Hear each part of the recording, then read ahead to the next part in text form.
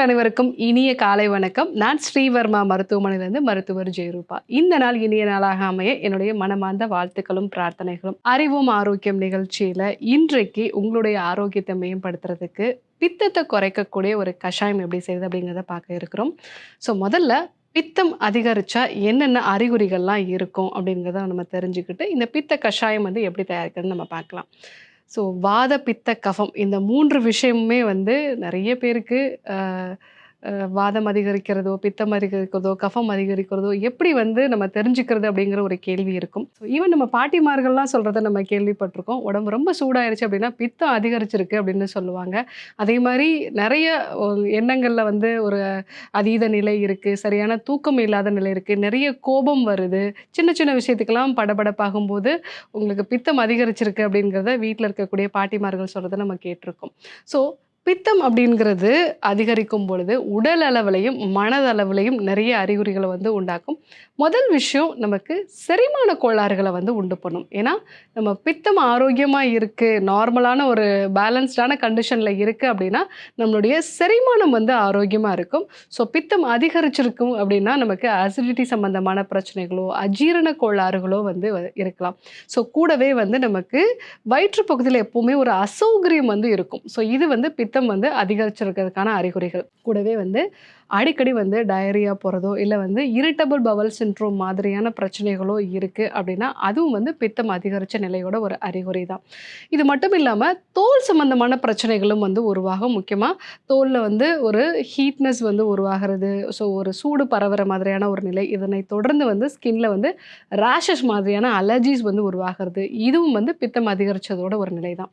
So அடுத்ததாக நமக்கு படபடப்பு உண்டாகலாம். நிறைய ஞாபக மறதி, சின்ன சின்ன விஷயத்துக்கெல்லாம் ரொம்ப அதிகமாக நம்ம ரியாக்ட் பண்ணக்கூடிய ஒரு சென்சிட்டிவிட்டி இன்க்ரீஸ் ஆகிறது. இதுவும் பித்தம் அதிகரித்த ஒரு நிலை. சரியான இரவு தூக்கம் இல்லாத நிலை, தொடர்ந்து மன அழுத்தம் இருக்கிறது. அதே மாதிரி ஸோ நல்ல ஒரு தூக்கம் இல்லாமல் இரவில் அடிக்கடி விழிப்பு உண்டாகிறது. இதுவும் பித்தம் அதிகரித்ததோட ஒரு நிலை தான்.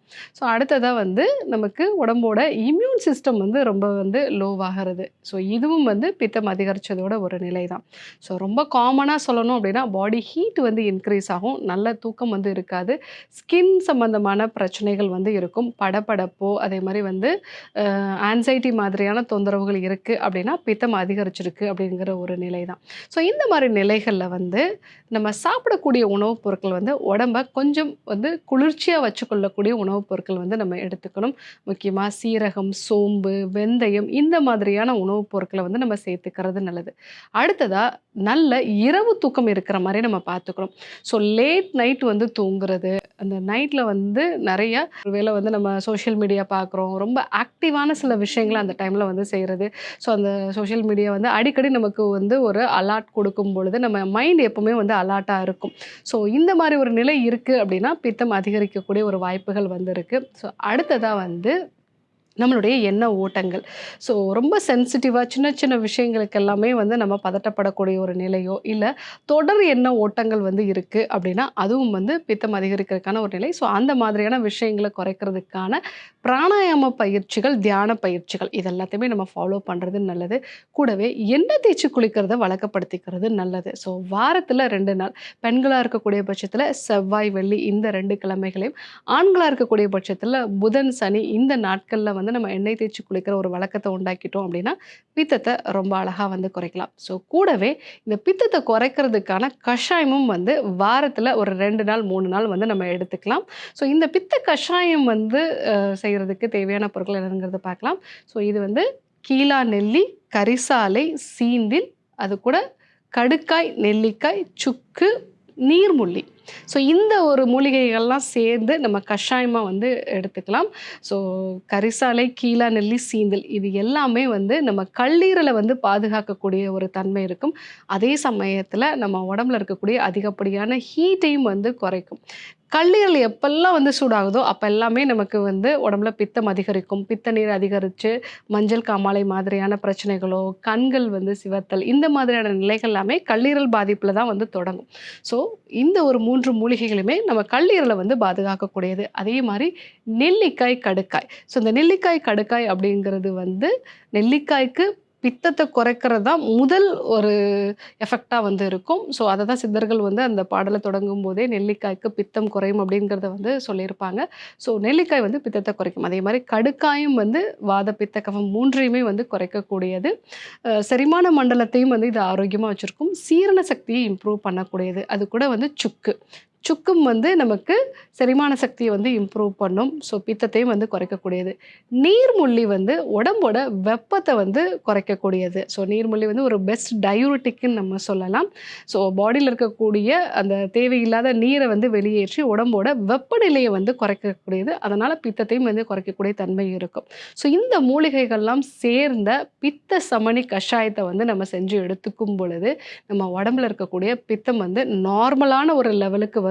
ஸோ கூடவே உடல் அளவில் வெப்பம் நல்லா குறையிறதையும் மனதளவில் வந்து மனப்பதட்டம் குறையிறதையும் நம்ம பார்க்கலாம். ஸோ இந்த பித்த சமனி கஷாயம் எப்படி செய்யறது இப்போ நம்ம பார்க்கலாம். பித்தத்தை குறைக்கக்கூடிய பித்த சமனி கஷாயம் எப்படி செய்யணும் நம்ம பார்க்கலாம். முதல்ல அதுக்கு தேவையான இன்க்ரீடியன்ஸ் என்ன அப்படிங்கிறத பார்த்துடலாம். கரிசாலை, இந்த கரிசாலையை வந்து நம்ம பொடியாக்கி வச்சுருக்கோம்.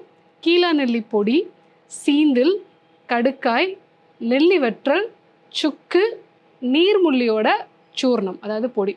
ஸோ இது எல்லாத்தையுமே நம்ம வந்து சூர்ணமாக்கி வச்சுருக்கோம். ஒன்றா கலந்து நம்ம வந்து பொடி பண்ணி வச்சுருக்கோம். ஸோ இந்த சூர்ணத்தை வந்து நம்ம இப்போ கஷாயமாக்கலாம். ஒரு 200 ml தண்ணியை வந்து நம்ம சூடாக்கிக்கலாம். அதில் ஒரு 5 கிராம் அளவுக்கு இந்த கஷாய பொடியை வந்து நம்ம கலந்துடலாம். ஸோ பித்த சமனி கஷாய பொடி.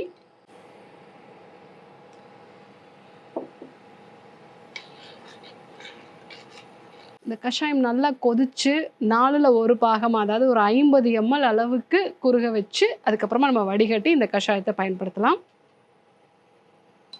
கஷாயம் இப்போ நல்லா வந்து கொதிச்சிருச்சு. இதை வடிகட்டிடலாம்.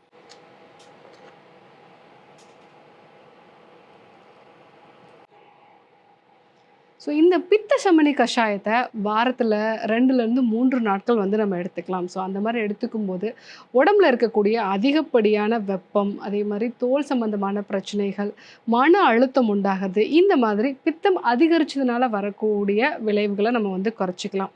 ஸோ இந்த பித்த சமனி கஷாயம் என்னால் வந்து ப்ரிப்பேர் பண்ண முடியாது, இந்த இன்க்ரீடியன்ஸ் எல்லாம் என்னால் போட்டு ப்ரிப்பேர் பண்ண முடியாது அப்படின்னு சொல்லக்கூடிய நபர்கள் வந்து பித்த சமனி கஷாயம் வந்து நம்மளுடைய மருத்துவமனையில் வந்து கிடைக்கிது. ஸோ இந்த பித்த சமனி கஷாயம் வந்து காலை இரவு 2 வேளையும் நம்ம உணவுக்கு முன்னாடி ஒரு 15 ml ஒரு 1/2 டம்ளர் தண்ணீரோட மிக்ஸ் பண்ணி வந்து எடுத்துக்கலாம். அந்த மாதிரி எடுத்துக்கும் போது உடம்புல பித்த சம்பந்தமான பிரச்சனைகள் எல்லாத்தையுமே நம்ம வந்து நிரந்தரமாக சரி செஞ்சுக்கலாம். ஸோ கண்டிப்பாக இந்த பித்த சமனி கஷாயத்தை வந்து நீங்கள் ட்ரை பண்ணி பாருங்கள். இல்லை என்னால் இதெல்லாம் பண்ண முடியல அப்படின்னா பித்த சமனி கஷாயம் வந்து நீங்கள் வாங்கியும் பயன்படுத்தலாம். ஸோ பித்த சமனி அப்படிங்கிறது வந்து நம்மளுடைய மருத்துவமனையில் வந்து ஆன்லைன்லேயே வந்து கிடைக்கிது. ஸோ கண்டிப்பாக பயன்படுத்தி பாருங்கள். ஸோ நாளை இதே போன்ற ஒரு நல்ல தகவலோடு உங்களை சந்திக்கிறேன். நன்றி, வணக்கம்.